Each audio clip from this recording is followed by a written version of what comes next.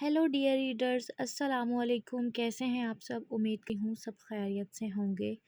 तो जनाब, आज रुबाई नावल किस नंबर 5 राइटर एमन रज़ा की रिकॉर्डिंग जो है वो मैं कर रही हूँ, writer Areeba, due to some reasons.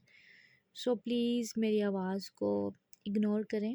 वैसे अच्छी है, इतनी भी बुरी नहीं है। खैर, चलते हैं अपने नावल की तरफ। क्या हुआ जो यूं आंखें फाड़े देख रही हैं आप? खाना इतना बदजायका है क्या? वो आंखें सुकेड़ते बोला, अंदाज साफ तेज़ी लिए था। अगर वो कहती कि खाना बुरा है तो यकीनन वो उस आमलेट को उसके सर पर उलटने का इरादा रखता था। बदजायका नहीं, बल्कि बहुत ही यमी है। ओ माय गॉड, तुम इतना अच्छा खाना कैसे बना सकते हो?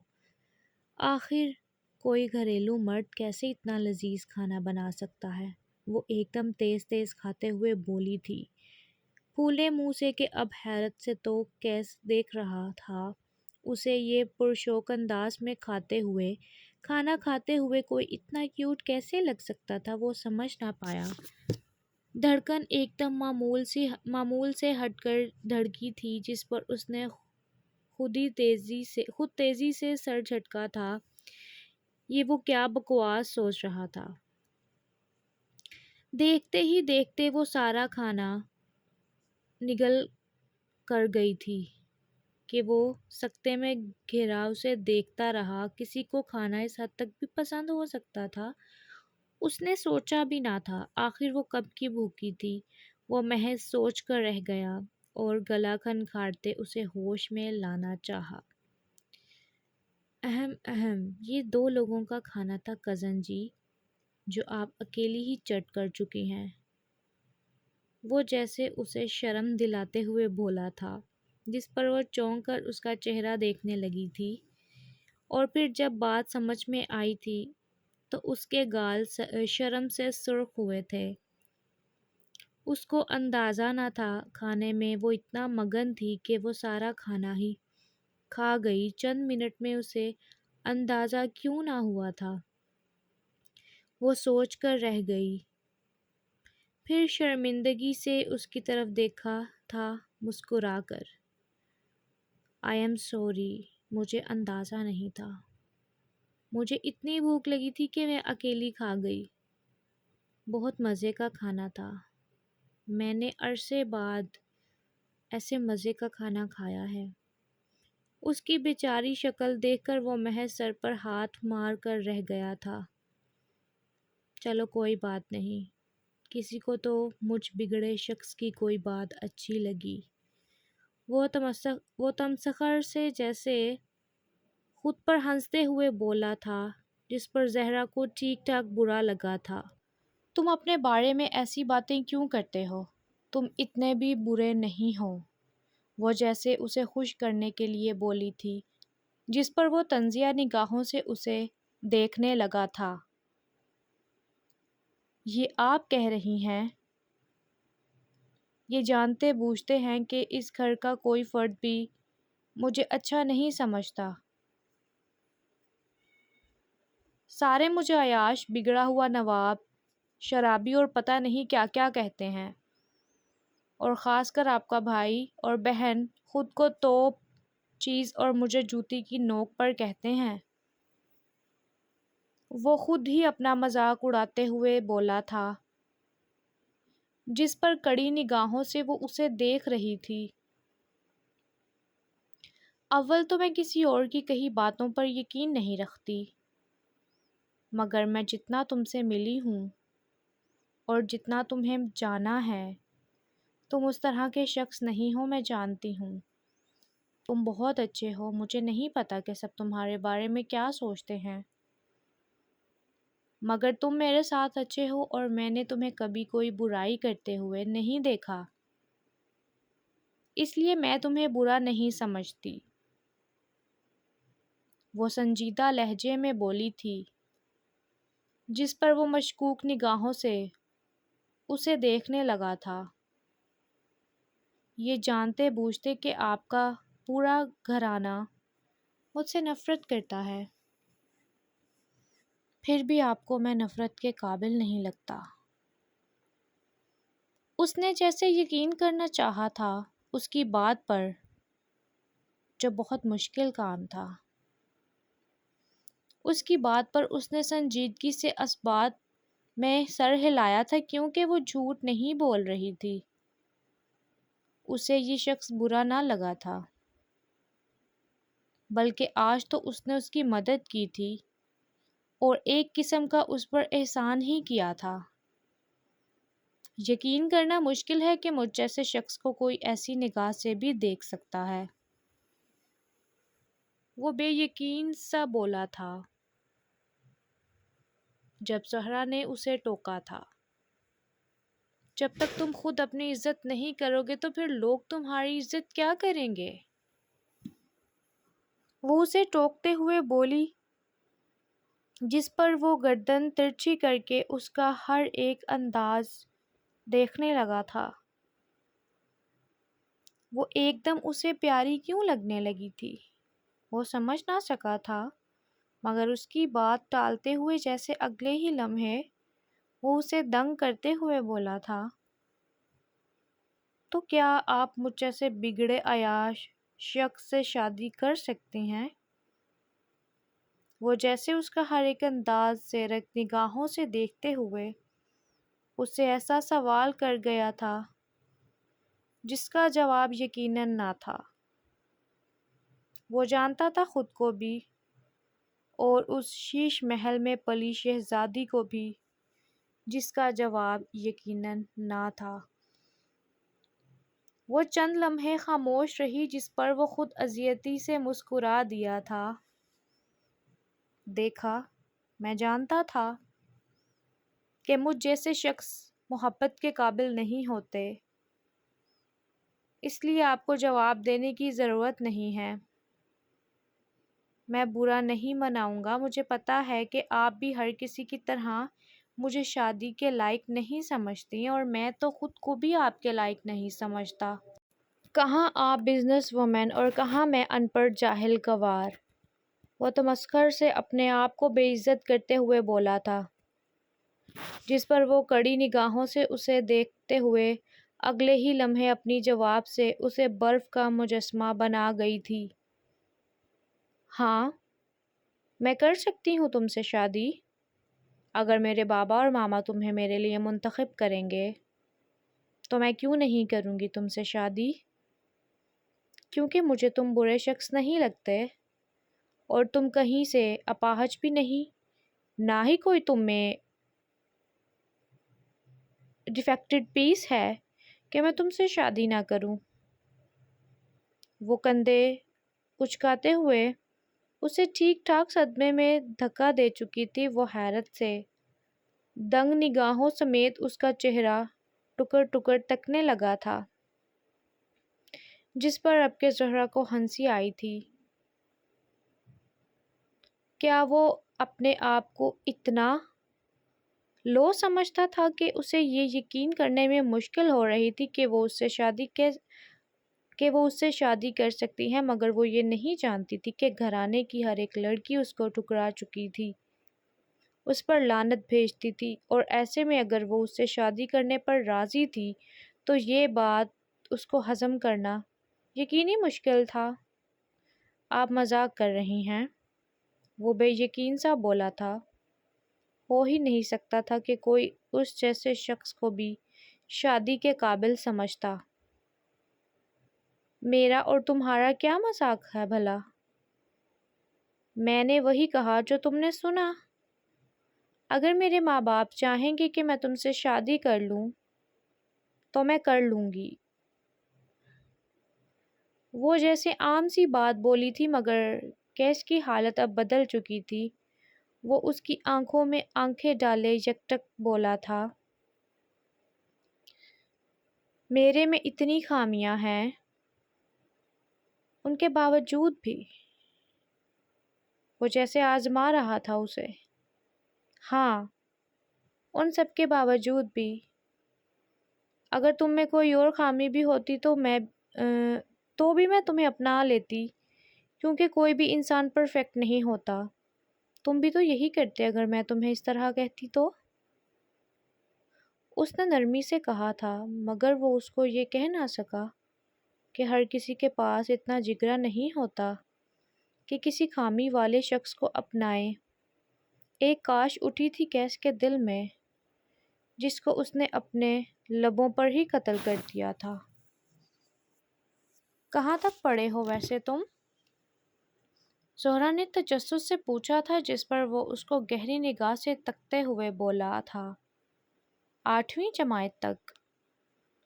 وہ سر کھجاتے بولا، اوہ، پھر تو تم ان پڑھ نہیں ہو۔ 8 کلاسز پڑھ رکھی ہیں تم نے۔ کیوں نہ میں تمہیں 9، 10 کلیئر کرنے میں مدد کر دوں؟ اس طرح تم نے جو مجھ پر احسان کیا ہے وہ بھی اتر جائے گا۔ وہ چٹکی بجاتی ہوئی اچھائی کی ہر حد پار کرتے ہوئے بولی تھی، وہ جو اس کو سختی سے جھاڑتے ہوئے انکار کرنے والا تھا، پتہ نہیں کیا سوجی کہ وہ اقرار کر بیٹھا تھا۔ آپ محترمہ کے پاس اتنے قیمتی ٹائم میں سے مجھے دینے کے لیے وقت ہوگا؟ وہ پھر بھی طنز کرنے سے باز نہ آیا تھا، جس پر وہ زیر لب مسکرا کر رہ گئی تھی۔ ہاں، اسی وقت میں تمہیں 2 گھنٹے کے لیے پڑھایا کروں گی، اگر تم پڑھنے والے بنے تو۔ وہ دل سے مسکراتی ہوئی بولی۔ وہ یہ بھی نہیں جانتی تھی کہ شاید پہلی دفعہ وہ دل سے مسکرائی تھی، کیونکہ کام کرتے کرتے وہ ایک مشین بن چکی تھی، جس کا سارا دن اور تقریباً رات بھی آفس میں ہی گزرتی تھی۔ گھر تو شاید بس وہ کھانا پوری کے لیے ہی آتی تھی۔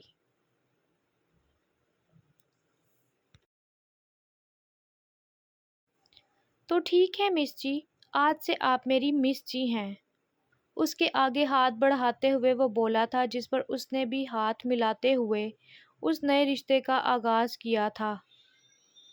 اللہ غارت کرے ایسے لوگوں کو جنہوں نے میرے بابا کی جان لینا چاہی۔ وہ نم آنکھوں سے اندر کا منظر دیکھتے ہوئے بولی تھی، جس پر دانیال ملک نے اسے شدید حیرت میں مبتلا ہو کر دیکھا تھا۔ کیا یہ حادثہ نہیں تھا؟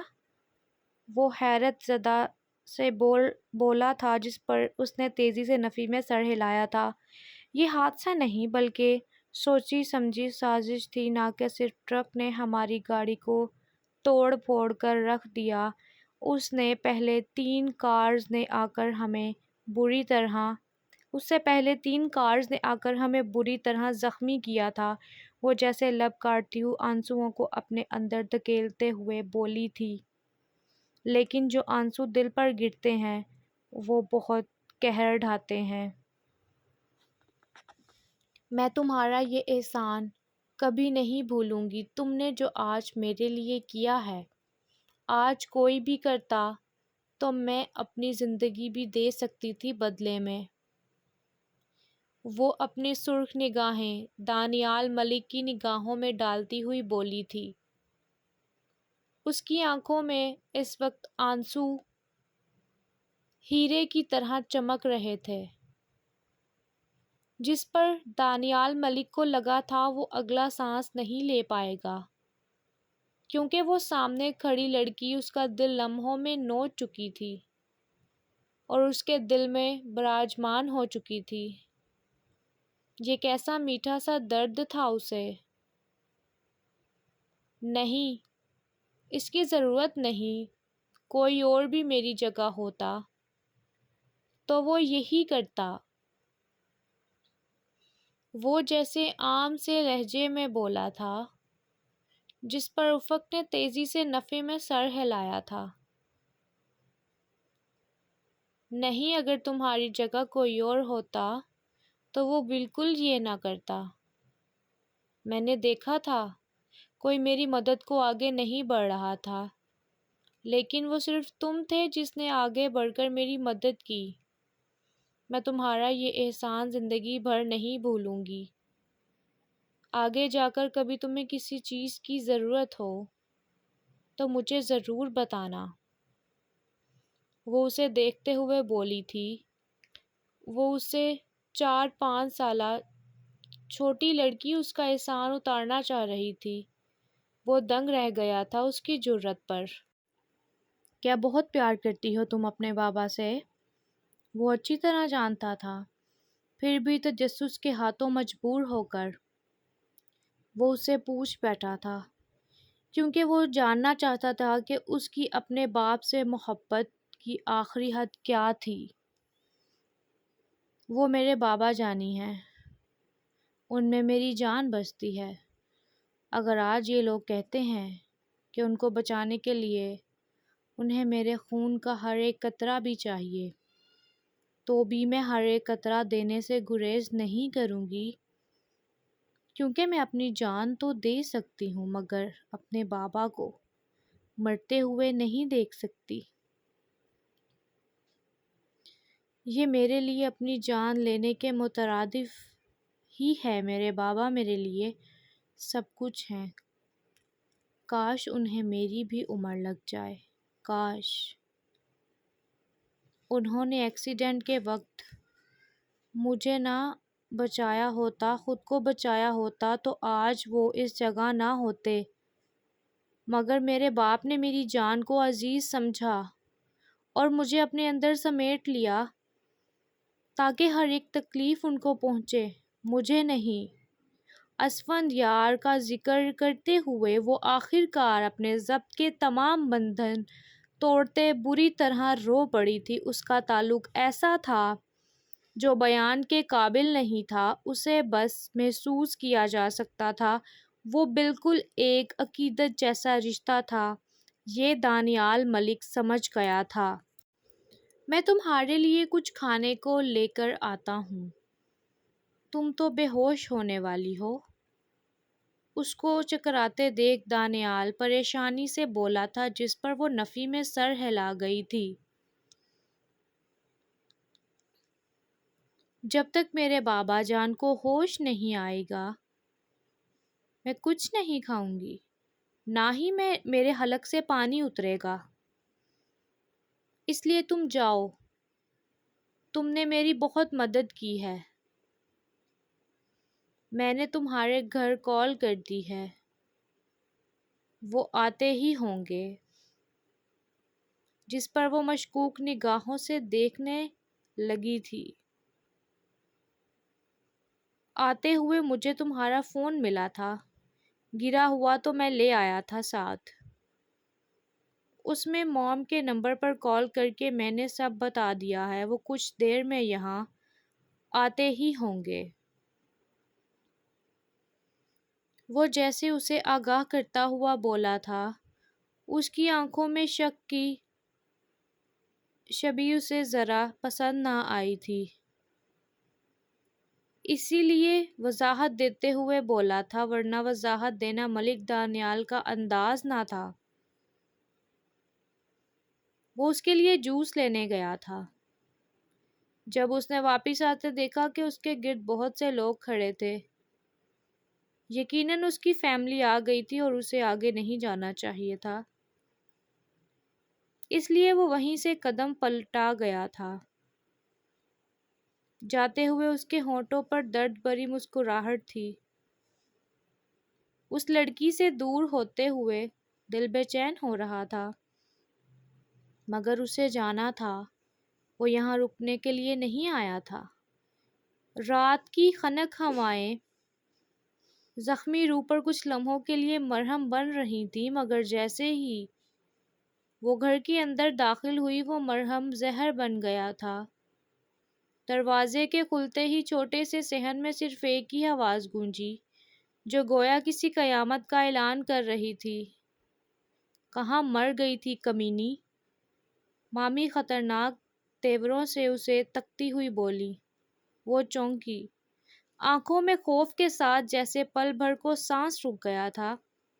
اس کا ابھی وہ قدم رکھ ہی رہی تھی کہ ایک تیز زوردار تھپڑ اس کے چہرے پر پڑا اور وہ لڑکھڑا کر گری تھی۔ اس کا چہرہ ایک طرف کو جھک گیا، آنکھوں میں چنگاریاں سی چھا گئی تھیں، مگر اگلے ہی پل وہ انہیں قابو کرتے نظروں کو شانت کر چکی تھی۔ مامی جان، وہ سسکی اور ان کے سامنے بے ساختہ ہاتھ جوڑے تھے۔ خدا کا واسطہ ہے، میں گھومنے نہیں گئی تھی، طلحہ بھائی کے ساتھ گئی تھی سلنڈر بھروانے۔ وہ مجھے چھوڑ کر چلے گئے تھے وہاں۔ میں بہت مشکل سے وہ اپنے حق میں بولنا شروع ہوئی تو وہ کاٹ دار آواز میں گرائیں، چپ کر بدذات، جھوٹ بولتی ہے، کہاں ہے سلنڈر؟ مامی جان دھاڑی اور اسی لمحے ہاتھ میں پکڑے لوہے کے پائپ کو اس کے نازک بازو پر دے مارا۔ آہ، وہ تڑپ کر نیچے گری تھی۔ پائپ کا وار اتنا شدید تھا کہ وہ اپنا بازو پکڑ کر زمین پر لوٹ پوٹ ہو گئی۔ مامی کا چہرہ غصے سے تمتما رہا تھا، جیسے برسوں کی جلن آج بھڑک اٹھی تھی۔ وہ پھر سے جھکیں اور بالوں سے اسے گھسیٹتے ہوئے کھینچ کر صحن کے وسط میں لے آئیں۔ ہر گھر کی چھت سے محلے والے جھانک رہے تھے، مگر کوئی کچھ کہنے کی جرات نہیں کر رہا تھا۔ بول کہاں گئی تھی؟ کس کے ساتھ گئی تھی؟ کون تھا وہ؟ کمینی منہ کالا کر کے آ گئی ہے، وہ چیخ رہی تھی اور ہر لفظ کے ساتھ وار کر رہی تھی۔ اس کے چہرے، کمر، ٹانگوں پر پائپ پڑ رہا تھا۔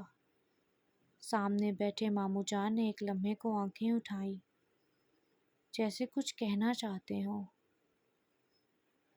لیکن پھر سر جھکا لیا، جیسے کچھ دیکھا ہی نہ ہو۔ اس کی خاموشی اس بچی کے لیے موت جیسی تھی۔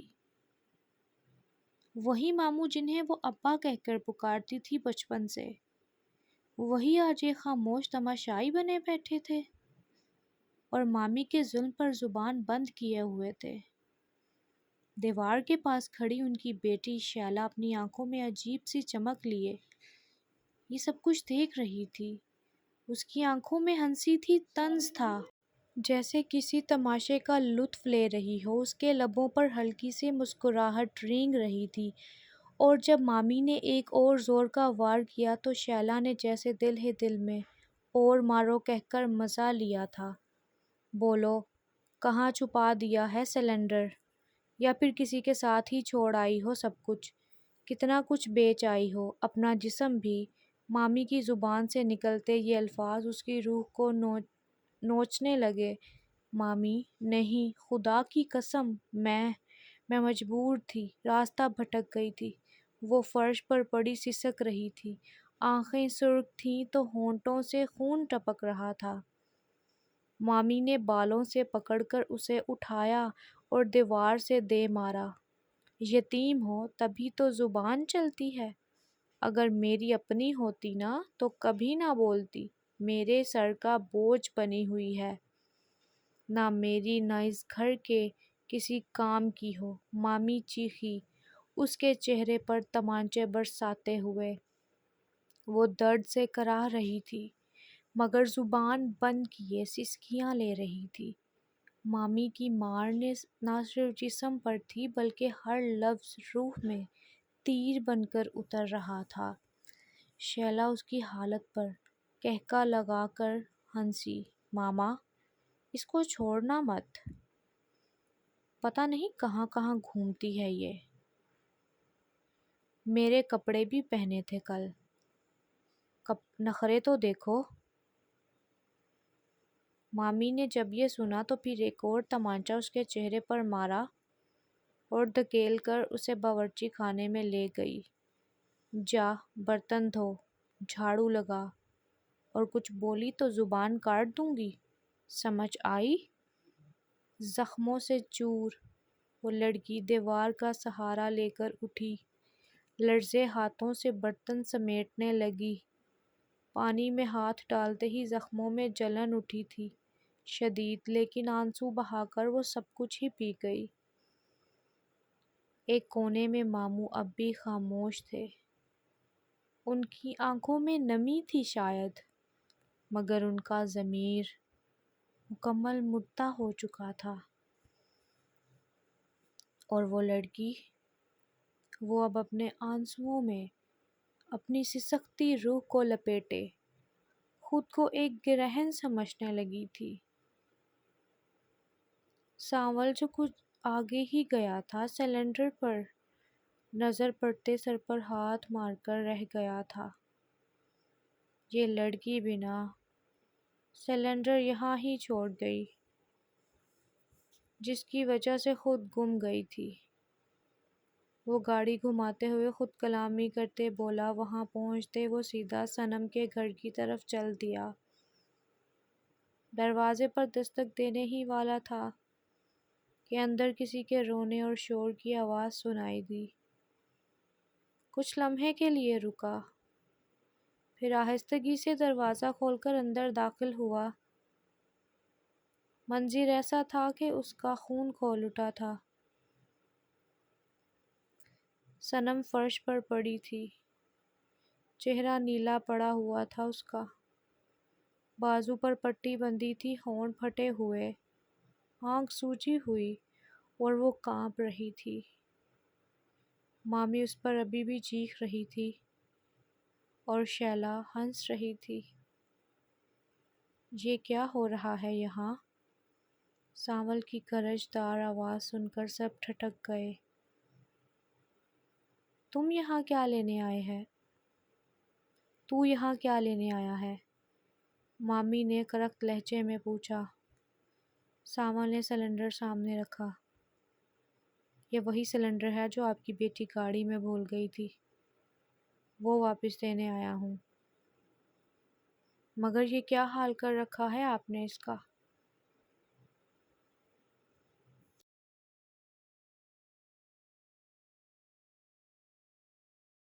مامی نے طنزیہ کہکا لگایا۔ ارے تو بڑا دھیان رکھتا ہے اس کا، جا اپنے کام سے کام رکھ۔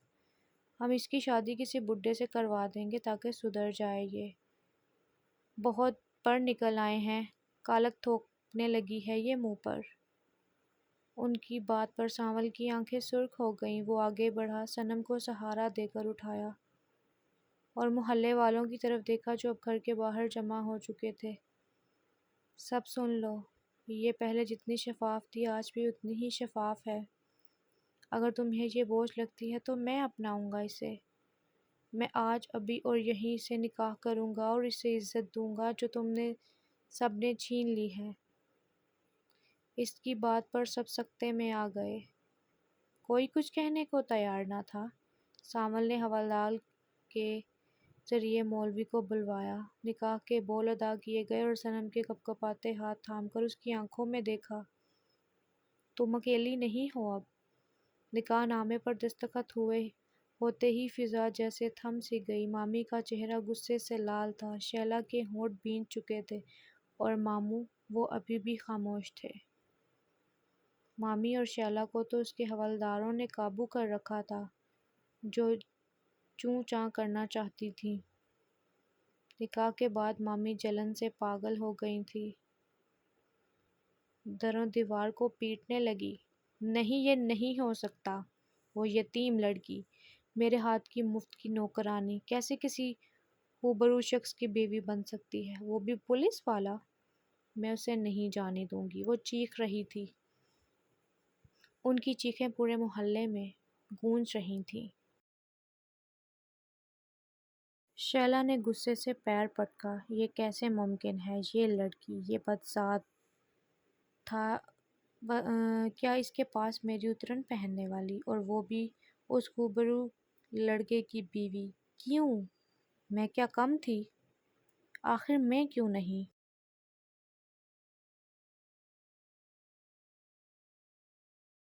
اگلی رات ہال میں ایک پرسکون سا سکوت طاری تھا۔ کمرے کے کونے میں پڑی ٹیبل پر زہرا نے اپنی لیپ ٹاپ، کچھ نوٹس اور کیس کے لیے ایک کاپی رکھ دی تھی۔ کمرے کی زرد روشنی میں ایک عجیب سی گمبھیر فضا تھی جو نہ مکمل خاموشی تھی نہ جس میں شور۔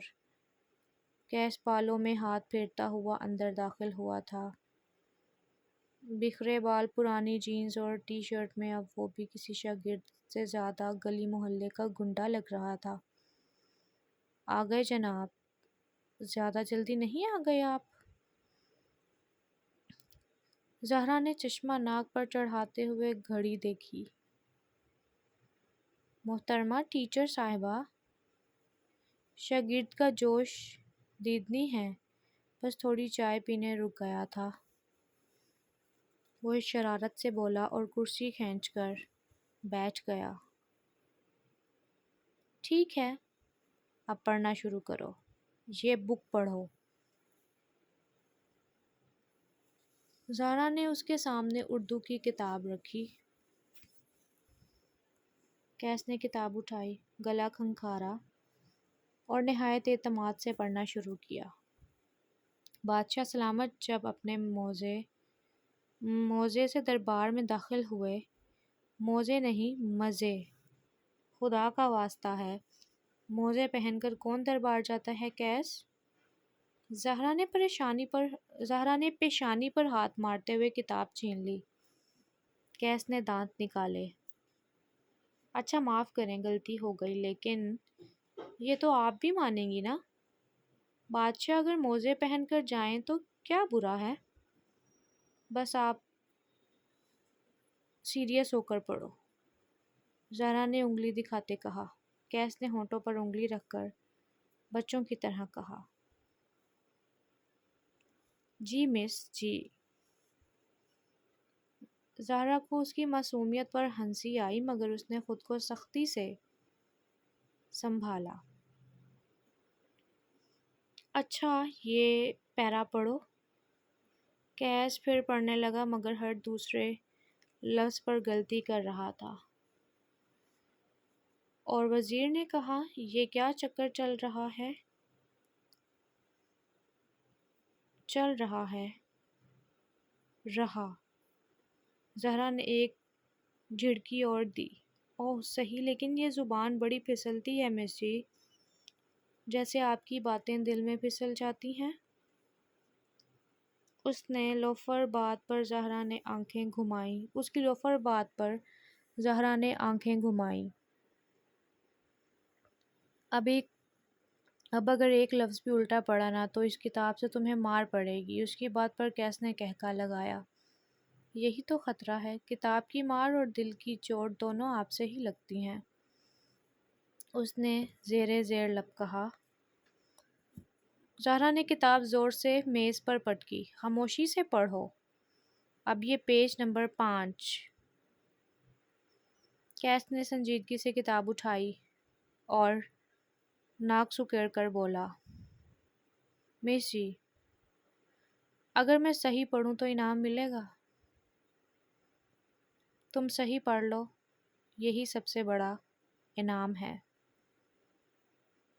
زہرا نے خشک لہجے میں کہا، جس پر کیس نے ہونٹ چبائے۔ بس ایک بار کہیں کہ آپ فخر محسوس کریں گی اگر میں 9th میں پاس ہو جاؤں۔ زہرا نے کتاب بند کر کے گہری سانس لی اور پہلی بار نرمی سے کہا، کیس اگر تم 9th پاس کر لو تو شاید تمہیں خود پر مجھ سے زیادہ فخر ہو۔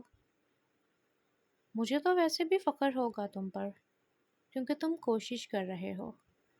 وہ لمحہ ایک عجیب خاموشی میں ڈھل گیا تھا، جیسے کیس نے حیرت سے اس کی طرف دیکھا۔ وہ نرم لہجہ، آنکھوں میں چھپی سی چمک، کچھ تھا جو سینے کے اندر کچھ کھٹکنے لگا تھا۔ آپ کا مسکرانا بند کیجیے، دل مچلنے لگتا ہے میرا، کیس نے آہستہ سے کہا۔ زہرا چونکی، پھر سے سر جھٹک کر بولی، اپنی بکواس بند کرو، سمجھے؟ دل نہیں دماغ مچلے گا اگر 9th فیل ہوئے تو۔ اس کی کڑوی بات پر کیس نے ہنستے ہوئے سر ہلایا۔